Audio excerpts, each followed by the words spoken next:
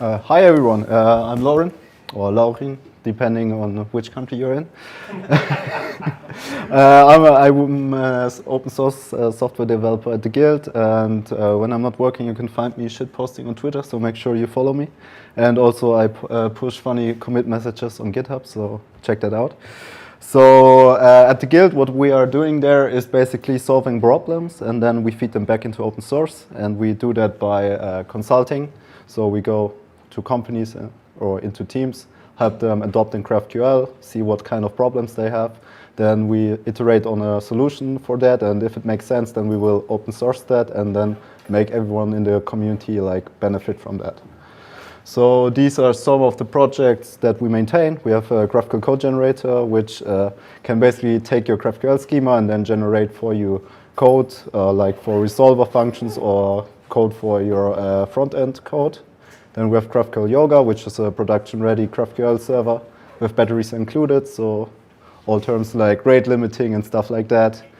We have GraphQL Inspector, which is a schema validation and breaking change detection library for your CI and CD flows if you don't want to break your GraphQL clients. Then we have also GraphQL Mesh, which can basically convert any data source into a GraphQL SDK or gateway. GraphQL Tools, which is kind of like a Swiss knife. We're in Swiss. For all kinds GraphQL. And then also recently we started building GraphQL Hive, which is basically taking all the other projects and smashing them together for building a GraphQL schema registry and insights platforms that helps you evolve your graph safely and also remove and deprecate fields from your schema with live insights from your actual production usage. And we also have many more libraries, but don't have time to talk about them all. So if you want to check that out, go to theguild.dev. And today I'm actually here for talking about subscriptions and live queries and how to do real time with GraphQL. So I want to start with just doing a subscription recap. So in the beginning, when GraphQL was invented, there was only queries and mutations. And then someone realized, damn, all the apps now use real-time features. So someone opened RFC on the GitHub repository, and a lot of people upvoted it, obviously. And then after some time, the RFC was merged. And then after some more time, it was actually released. So now it's part of the spec. Don't go into the spec details. I don't want to bore you to death. But if you want to read that, you can hit that page and read it yourself. So let's first recap what is happening when we execute a GraphQL query or mutation. So you have a client sends a query document to the GraphQL server. Then what the GraphQL server is doing, first it will pass the document. So you send a string, it will convert it into something that is machine processable. Then based on that abstract syntax tree, it will validate whether this document can be executed against the GraphQL schema. And then if the validation passes, the document is actually executed against the schema, and from that the data is collected and then sent back to the client. In contrast, for a GraphQL subscription, the client also sends a GraphQL request or a subscription. Then the GraphQL server will also parse the document, validate the document, but then instead of immediately executing the document, it will subscribe to an event stream. And then for each value that is published on the event stream, it will then execute the document against the GraphQL schema, retrieve the data, and then stream that latest value to the client. So here we have a simple example. This subscription count to number, and then you pass in a number. So if we execute that with number 10, then basically what will happen is that the server will send us 10 events back, and each time the number increases. So subscription operations can only select one root field. The result of a subscription operation is a stream, unless it fails. And then also the stream values are pushed to the client until the stream drains or the client disconnects. And also the stream should probably be closed when the client disconnects, unless you have a memory leak, which is very common in JavaScript. And the question is, when does a subscription actually yield new values? So as I said, we have an event stream. and it's implementation specific when we will emit a value. So to go back to the count to number example, here we basically have a static event stream. So is everyone here familiar with JavaScript? Yes, yes, good. Anyone not familiar with generator functions? Okay, I will explain them. So a generator function, do you know promises? Yeah? Okay, good. So a promise is something that gives me a value in the future. And a generator is basically something that gives me many values over a time span. And I don't know when I will get the next value. That's implementation specific. So in this example, what we're doing is we have a loop that counts to the number that we provided. And then every time the number is incremented, we yield the value. So we push it out of our event source. So it's then processed by the GraphQL engine. And then afterwards, we invoke a sleep function that will just sleep 1 second. So here we kind of like implement a delay. So each event will be pushed to the client with a 1 second delay. So get 1, wait 1 second, 2, 3, 4, 5, 6, 7, 8, 9, 10. And then it will stop. And then the subscription will also be closed by the server. But in real life, actually, the kind of events that we want to process are not static. Like, for example, if you look at the Twitter feed, you get this like, I don't know, button that shows you that there's new tweets available and that you should stop doom scrolling and go to the top again. So for that, we can't just like statically encode the events. We need something more dynamic. So in that case, we could say, okay, when a post is created and added to our home feed or like feed, we need to publish a post edit event and then send it to the client. So then the client can display this button and indicate that there's new post available. So a popular mechanism for like distributing this kind of events is publish and subscribe pattern. And it's basically a message broker where you have subscribers and publishers. And subscribers will basically say, I'm interested in topic 1, for example, post created. And then they will just listen to that queue. And maybe another subscriber is only interested when a user is created, so it will subscribe to the topic 2. So basically, when we set up a subscription, we are the subscriber. And within the subscribe function of our field resolver, we will subscribe to one of those topics. Then we also have the publishers, which could be basically anything, that can also say, okay, we have a new payload that will publish to this topic. In this case, we have the publisher number 1, who's like publishing a JSON payload with a post ID of 47 to the post created topic. And this will then be forwarded to the subscribers. And then on the other hand, for the user created, we have another publisher that will publish another JSON payload with a user ID inside. So there are many pub/sub implementations available. So the easiest one you could go for is something that's stored in memory. It's very easy to get started, but it has like issues if you have multiple instances or like replicas of your server running, because then you don't distribute the events across all those servers that could potentially have subscribers. So in order to work around this limitation, you kind of need an external events or a message broker or pub/sub store. For example, Redis is a very popular tool for this. Also have Apache Kafka, ActiveMQ, ZeroMQ, or various cloud services available. So depending on your use case, you should probably choose one that fits your use case. And then if you look at the actual implementation for publishing an event, this again JavaScript code. So here we first, when a post is created in the mutation resolver, we first create our post, obviously. And then also to the pub/sub, we publish the post created event and also pass it the ID of the post that got created. And then on the other hand, the client that executes the subscription operation subscribes to the post created topic, which is basically an event stream. And with this for wait loop, we basically wait for each event that is published on the post created topic. And then we get the ID. And then we load the post for that ID.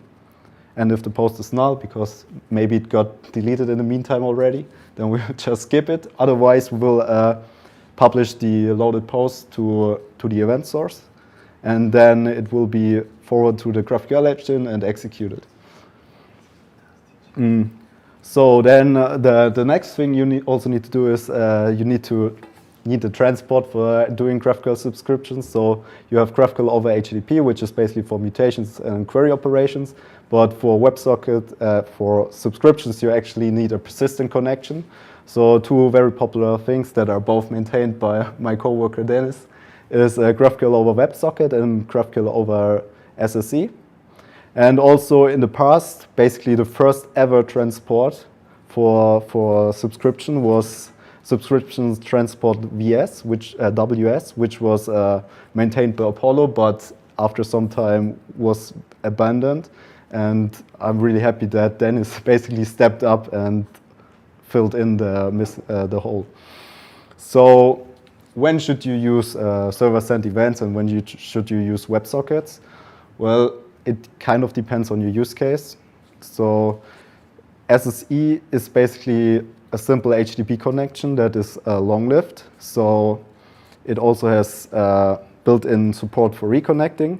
And also what I encountered in the past is that with WebSockets, you often have like issues with corporate firewalls, just not allowing the handshake to pass, and then you will never ever have like your persistent connection.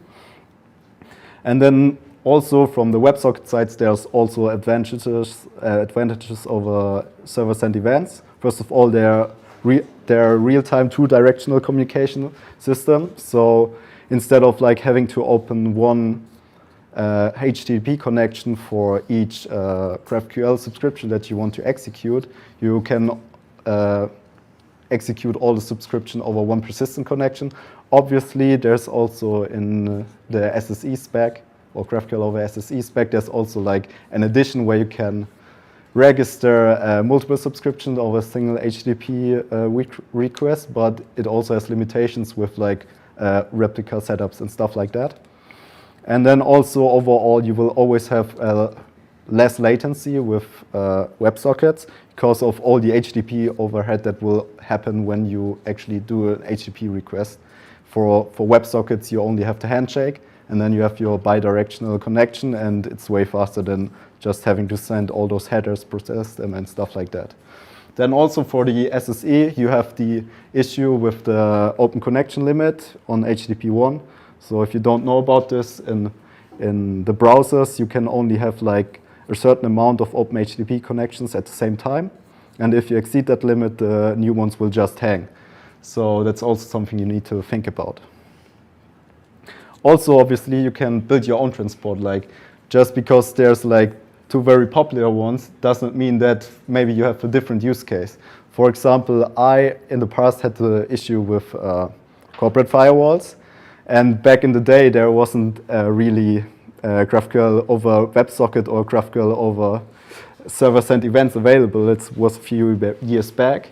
It was only the one from Apollo. So I did some research and looked for alternatives and found Socket.io, which is basically WebSocket first, but in case WebSocket fails, it will do long polling instead. So what I did is just build a small wrapper around the Socket.io library for just doing GraphQL over it, and it worked out pretty well. So now that we got a refresh on what GraphQL subscriptions are, I also want to talk about live queries. So basically, there's no specification for what a live query is compared to subscriptions, but that won't stop us from like coming up with some kind of definition, right?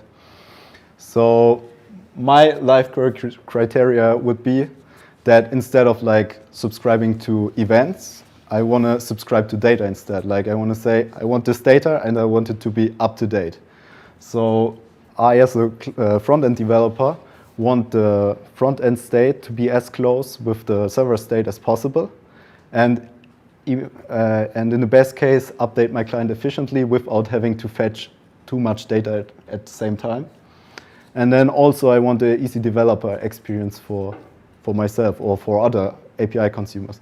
Talk to a lot of people that are using GraphQL subscription, and they are often like confused. Okay, I have to set up my query operation for like fetching the initial data, but then I also have to set up a subscription for like fetching more data. And then if I want to fetch the data more efficiently, I have to set up many different subscriptions and stuff like that. And then I have to write like manual cache update functions on my client for like actually syncing the data.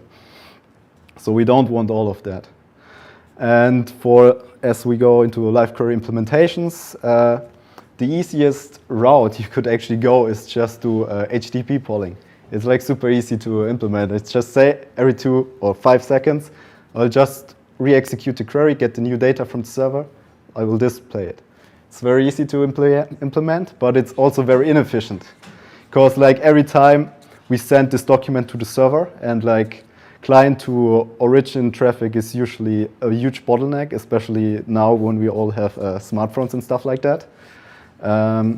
Then also the server always has to re-execute the whole query operation every time we want it. And then also it's just near real time. Like if I just executed the query, but the data changes in 2 seconds, there's still a 3-second gap where my data at the client, on the client, is not up to date yet. So in order to like improve this HTTP polling, we could reduce the client to origin traffic. So there's a thing that's called automatic persisted queries, and also persisted documents. And then also what we could do is reduce the origin to client traffic. So instead of like re-executing a query, we can cache it. So if the data didn't change, we can just send back the same data. And on top of that, maybe we could even skip sending any new data, skip sending the data to the client if it hasn't changed at all. So as for the APQ stuff, it's basically a protocol that allows us to register a GraphQL operation with the server. I know some people here don't like this pattern at all. So in this case, I'm trying to register the query. So here I have my type name query, and I also send the hash of the query. And what I'm trying to tell the server is basically, in the future, I won't send the query document anymore. I will just send you the hash. Here it might be not obvious because it's a very small document. But if you have like really large documents, it actually makes quite a difference if you only send a hash or the whole query document. And then the server will use this hash, and it will also like check if the hash actually matches the operation, and then it will store the operation on the server. And then when I need to execute the operation again, I can omit the query string and only send the extensions object that includes the hash. And then the server knows, okay, that's that operation, so I will execute that operation and send you back the result.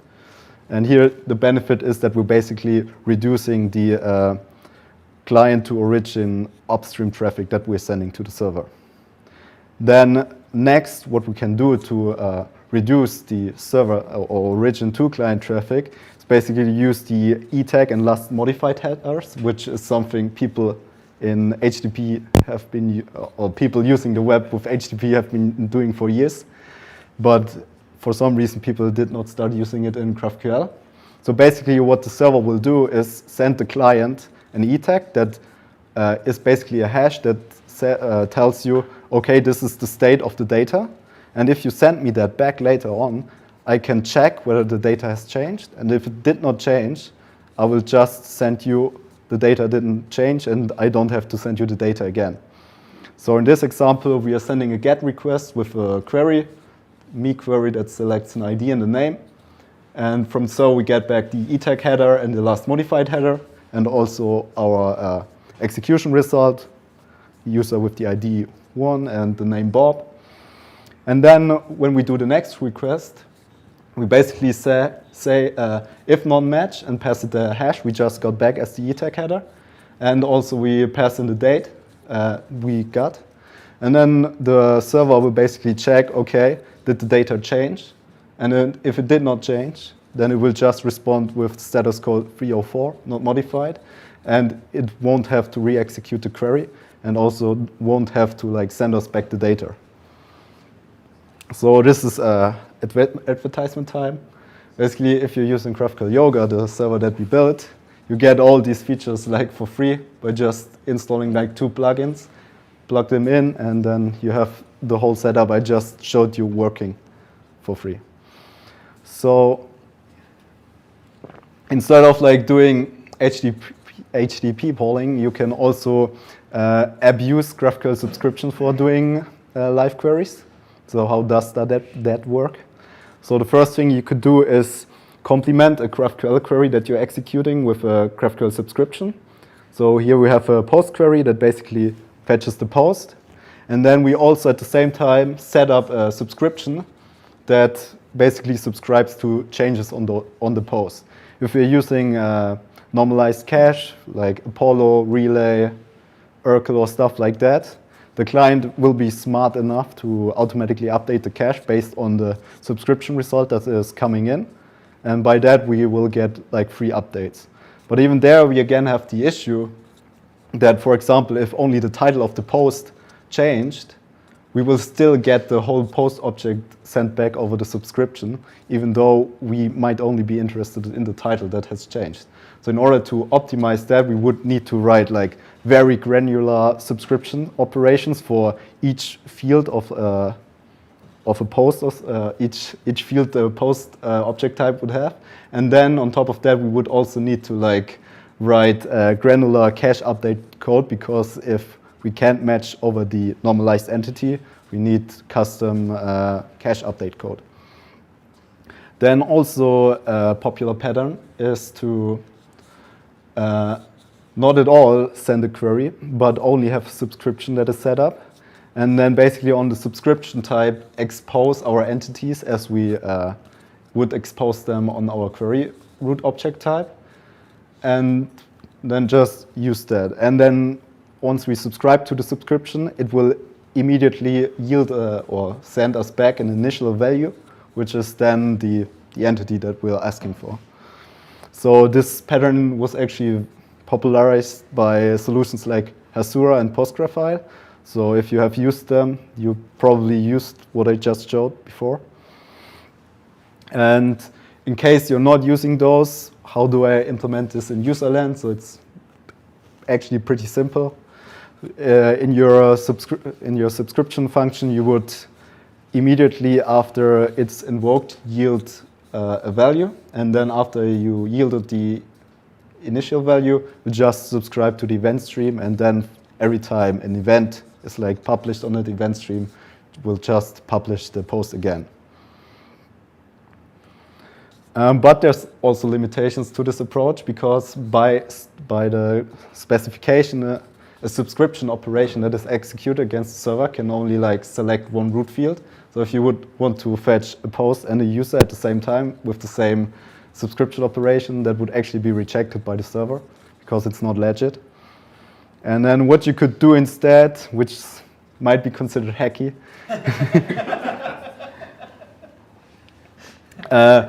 just add a live field to your subscription type and then re-export your query type there. It works. But obviously you also have to like write the implementation for the live resolver. And I'm not sure if you want to do that. And then you can write your operation like this. But then you also always, when you try to access your post, you have to write data.live.post, which is annoying, right? So let's look into another approach, which is live queries via the add_live directive.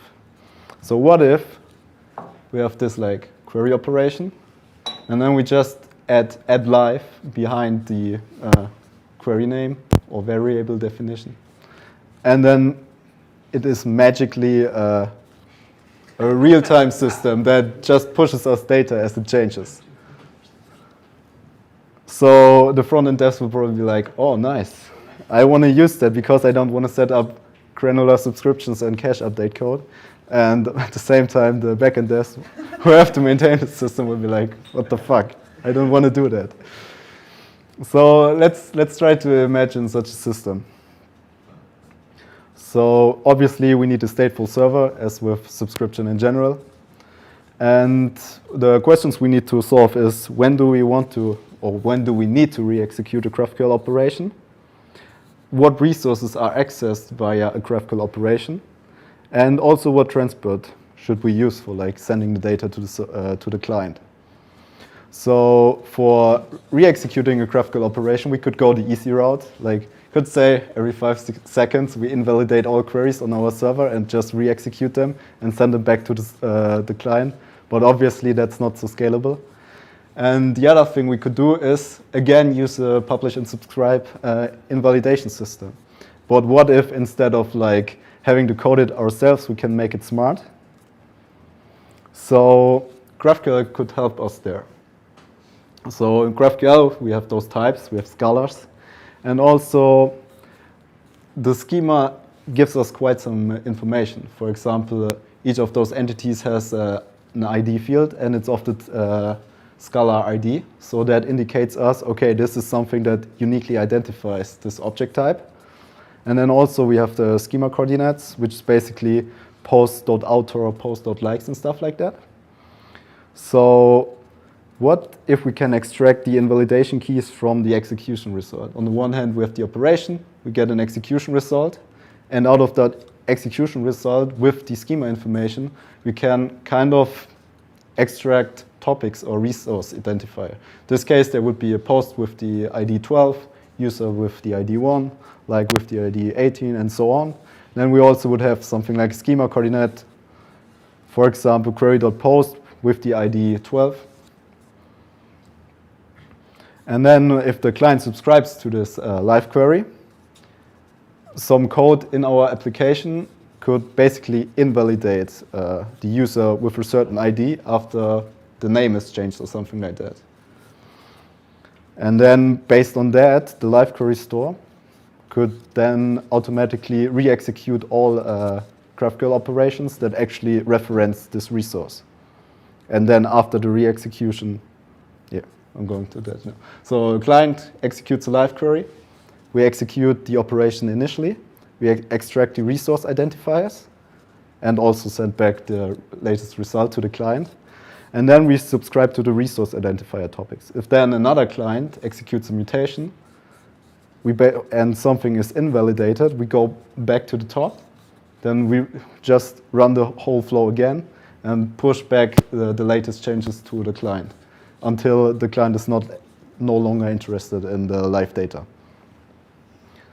This is actually very similar to what Apollo Client, Urkel, and all those other front-end clients are doing, just that we're kind of doing it on the back end.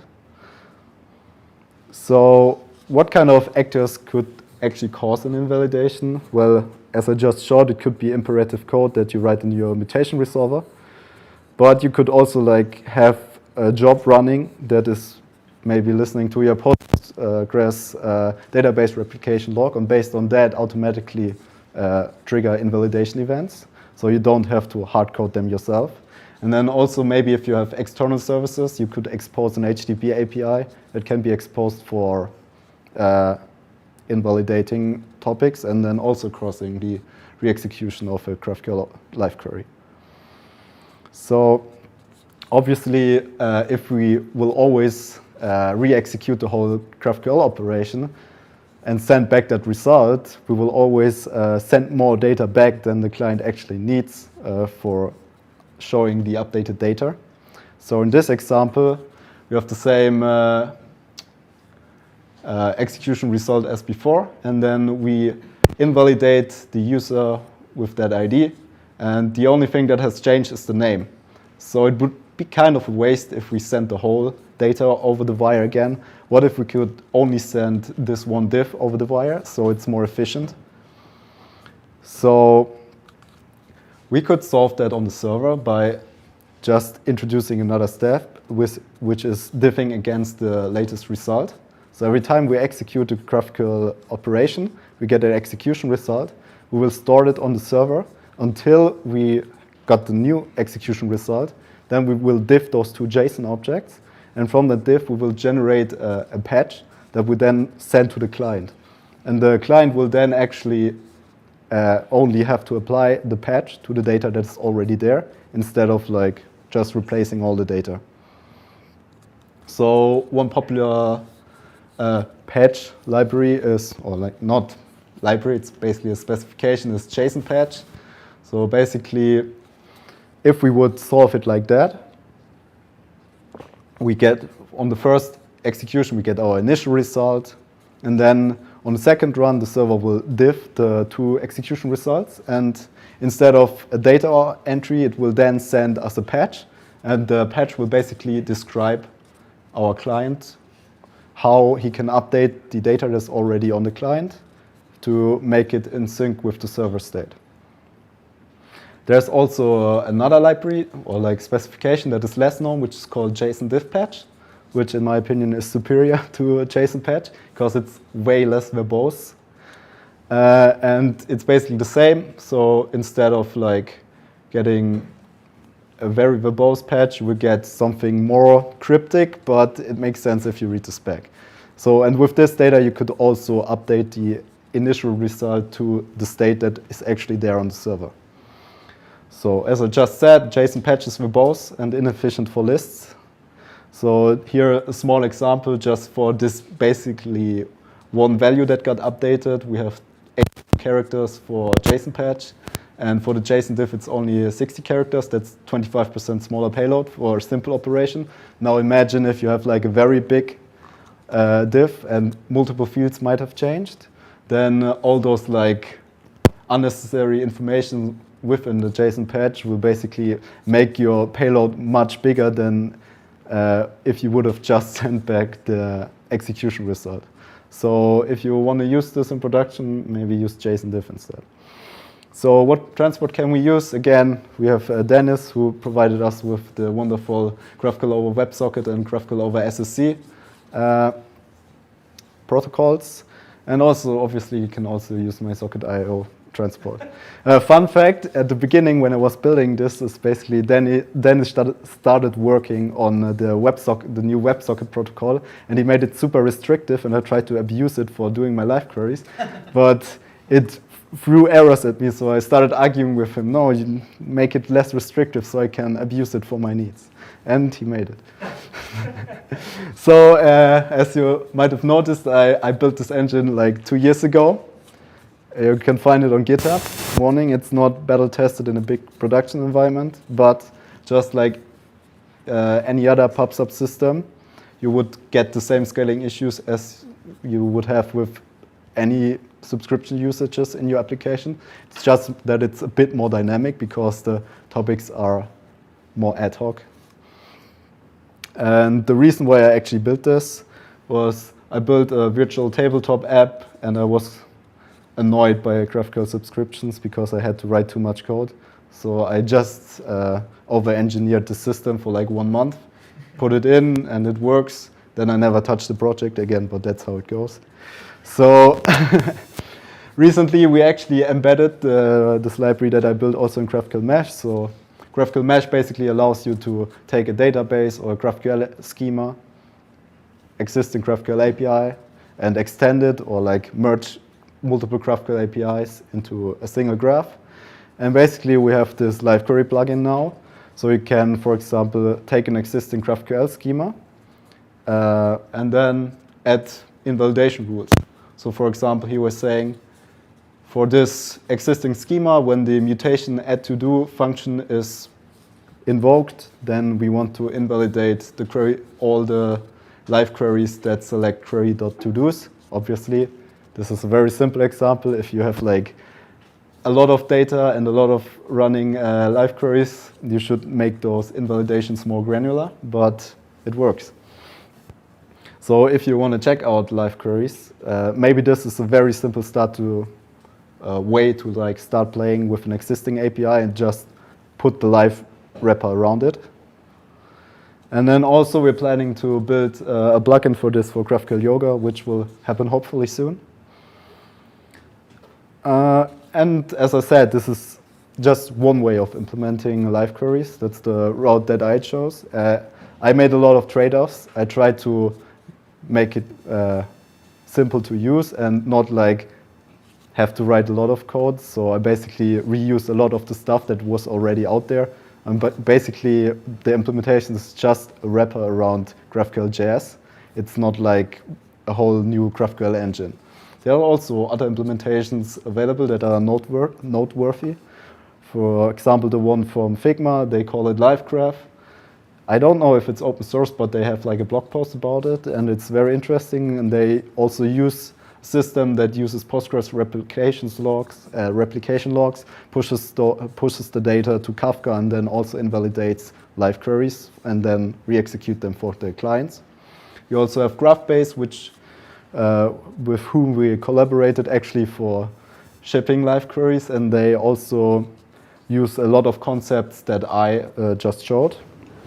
Then one of the first engines that was there was actually Thunder. And I imagine, like, I watched a GraphQL conference talk about Thunder like 6 years ago or something like that, and there, like way back then, people were talking about live queries, so it was also like an inspiration for me. But unfortunately, it got abandoned. And then also, as I just learned today, with deferred stream, we might also have newer options where we can more efficiently re-execute only partials of a live query that are affected, and then only push those changes to the clients. So the last question is, when should I use live queries and when should I use subscription? So for live queries, the idea of live queries is to subscribe to data changes. So if you're not really interested in what exactly has changed and you just want to have the latest data on the client available, then live query is probably what you're looking for. On the other hand, subscription operations are therefore like subscribing to granular events. So if you want to know what data has changed and why the data has changed, maybe a post got deleted, it got created or updated, then a subscription allows you to write more specific code where live queries are more general purpose. So yeah, thank you. And if you have any questions, ask them.